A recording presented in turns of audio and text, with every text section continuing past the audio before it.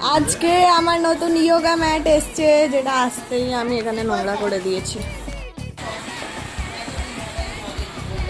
এখন আমি দুটো বিনুনি করব। আর এরা এসে কেন আমার পেছনে বিরক্ত করছে রে?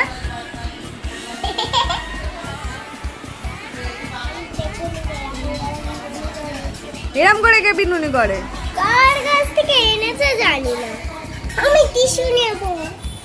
না না না না না না না না না না না, এই তো এইবার আলো এসেছে।